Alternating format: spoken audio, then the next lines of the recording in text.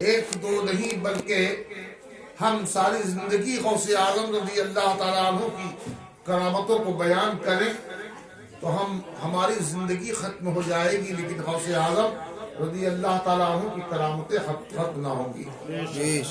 برادران ملت اسلامیہ، سرکار غوث اعظم رضی اللہ تعالیٰ عنہ کے مرید بارگاہ غوثیت میں آتے ہیں اور عرض کرتے ہیں۔ ایک مرید آتا ہے اور کہتا ہے سرکار رمضان المبارک کا مہینہ چل رہا ہے اور آج کیا ہی اچھا ہو کہ آپ کے قدم میمنت ہمارے یہاں تشریف لائیں اور ہمارے یہاں روزہ افطار فرمائیں۔ تو سرکار غوث اعظم رضی اللہ تعالیٰ عنہ نے اس کی دعوت کو قبول فرما لیا۔ دوسرا مرید آتا ہے، سرکار آج ہمارے یہاں روزہ افطار فرمائیں۔ تیسرا مرید آتا ہے، یکے بعد دیگرے 70 مرید آتے ہیں سرکار غوث اعظم رضی اللہ تعالیٰ عنہ کی بارگاہ میں، اور سب کی دعوتوں کو سرکار غوث اعظم رضی اللہ تعالیٰ عنہ قبول فرما رہے ہیں۔ برادران ملت اسلامیہ، اب وہ مبارک ساتھ آتی ہے کہ جس میں سرکار غوث اعظم رضی اللہ تعالیٰ عنہ کی کرامت لوگ دیکھنے کے لیے تیار ہیں۔ کیا وقت آتا ہے؟ وہ مغرب کا وقت آتا ہے تو سرکار غوث اعظم رضی اللہ تعالیٰ عنہ اپنے وعدے کے مطابق اس کے گھر پر دعوت پر پہنچ جاتے ہیں، روزہ افطار فرماتے ہیں۔ عزیزان ملت اسلامیہ، صبح ہوتی ہے تو وہ مرید کہتا ہے کہ آج میری تقدیر کا ستارہ اوج ثریا بن گیا کہ سرکار غوث اعظم رضی اللہ تعالیٰ عنہ نے میرے یہاں روزہ افطار فرمایا۔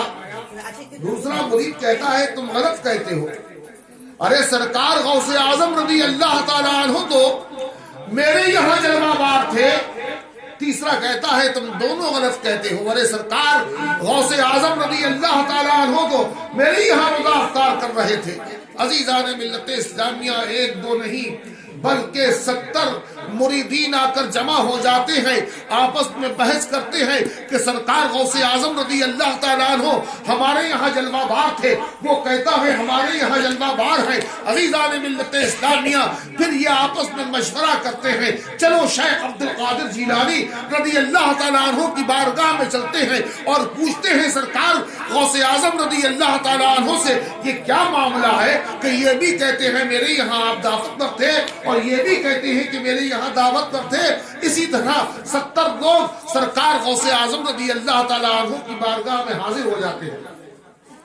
عزیزان ملت اسلامیہ، تو سرکار غوث اعظم رضی اللہ تعالیٰ عنہ کی بارگاہ میں عرض کرتے ہیں، اے شیخ یہ کہہ رہے ہیں کہ آپ ہمارے یہاں روزہ افطار پر تھے اور میں کہتا ہوں کہ آپ میرے یہاں روزہ افطار پر تھے، اور یہ کہہ رہے ہیں کہ میرے یہاں روزہ افطار پر تھے۔ تو سرکار غوث اعظم رضی اللہ تعالیٰ عنہ فرماتے ہیں کہ جتنے لوگ کہہ رہے ہیں سب ٹھیک کہہ رہے ہیں، میں سب کے یہاں روزہ افطار پر تھا۔ عزیزان ملت اسلامیہ، تو اسی کی ترجمانی اور عکاسی کرتے ہوئے مفتی اعظم ہند رحمۃ اللہ لکھتے ہیں کہ گئے ایک وقت میں 70 مریدوں کے یہاں آقا سمجھ میں آ نہیں سکتا۔ عزیزان ملت اسلامیہ، اب یہ واقعہ جب منظر عام پر آیا اور منظر عام پر ہو کر گزرتا ہوا ہندوستان کی سرزمین پر جب یہ کرامتیں پتہ چلی تو ایک انگریز نے پوچھا کہ ایک شخص جو ہے وہ ایک وقت میں 70 لوگوں کے یہاں کیسے جا سکتا ہے؟ تو عزیزان ملت اسلامیہ، اس نے علماء کرام سے پوچھا کہ یہ بتائیے کہ سرکار غوث اعظم رضی اللہ تعالیٰ عنہ کی شخصیت ایک، ان کا جسم ایک، لیکن وہ ایک وقت میں 70 مریدوں کے یہاں کیسے پہنچ گئے؟ عزیزان ملت اسلامیہ، سب نے اپنی اپنی علم کے حساب سے اس کو بتایا، لیکن اس کی سمجھ میں نہیں آیا۔ وہ چاہتا تھا کہ مجھے کوئی پریکٹیکل کر کے دکھائے۔ تو ہندوستان کی سرزمین پر ان نے طول و عرض میں چکر لگائے، علماء کرام سے معلوم کیا، پھر وہ ہندوستان اتر پردیش کی سرزمین لکھنؤ جو ہماری راجدھانی ہے ہمارے اتر پردیش کی، وہاں پر آتا ہے اور شاہ مینا رحمت اللہ تعالی علیہ کی بارگاہ میں آتا ہے۔ شاہ مینا رحمت اللہ تعالی علیہ کی بارگاہ میں آتا ہے۔ حضور شاہ مینا رحمت اللہ تعالی علیہ مسند پر تشریف فرما ہے، آ کر کہتا ہے کہ میں ایک سوال لے کر آیا ہوں۔ تو سرکار فرماتے ہیں شاہ مینا صاحب رحمت اللہ تعالی علیہ تیرا کیا سوال ہے؟ تو کہتا ہے کہ میرا سوال یہ ہے کہ ایک شخص ہے وہ ایک وقت میں ایک ہی جگہ دعوت پر جا سکتا ہے، لیکن یہ سرکار غوث اعظم رضی اللہ تعالیٰ عنہ کے تعلق سے جو بیان کیا جاتا ہے، جو یہ ان کی کرامت مشہور ہے کہ وہ ایک وقت میں ایک دو نہیں بلکہ 70 جگہ آپ نے روزہ افطار فرمایا اور وہ بھی ایک ہی وقت میں۔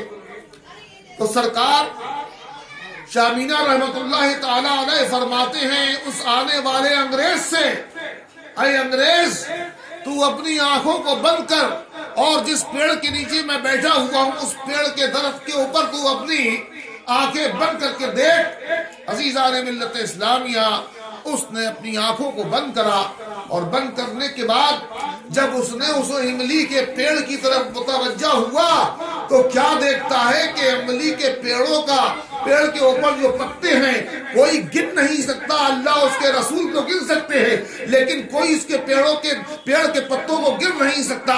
چھوٹے چھوٹے پتے ہوتے ہیں، کروڑوں کی تعداد میں ہوتے ہیں۔ کیا دیکھتا ہے کہ ہر پتے پر شاہ مینا صاحب رحمت اللہ تعالی علیہ بیٹھے ہوئے اللہ کی عبادت کر رہے ہیں۔ عزیزان ملت اسلامیہ، جب اس نے یہ دیکھا آنکھیں کھولی تو کہنے لگا کہ جب لکھنؤ کے شاہ مینا کا یہ عالم ہے تو بغداد کے غوث اعظم کا عالم کیا ہوگا؟ پڑھ لیتا ہے لا الہ الا اللہ محمد رسول اللہ۔ عزیزان ملت اسلامیہ، کراچی کا اسٹیشن ہے، کراچی کے اسٹیشن پر ایک بزرگ بیٹھے ہوئے ہیں، انگریز آتا ہے اور وہ بزرگ پڑھتے ہیں تسبیح، ہاتھ میں تسبیح ہے، وہ تسبیح پڑھ رہے ہیں، اللہ تعالیٰ کی عبادت و ریاضت میں ہے۔ وہ انگریز آتا ہے اور پوچھتا ہے واٹ از دس، یہ کیا ہے؟ تو وہ بزرگ اس پوچھتے ہیں کہ یہ تیرے پاس کیا ہے؟ کہتا ہے یہ مجھے پسٹل ہے، یہ ریوالور ہے، یہ مجھے میری حکومت نے دیا ہے۔ تو وہ فرماتے ہیں کہ اس ریوالور کا کیا کام ہے؟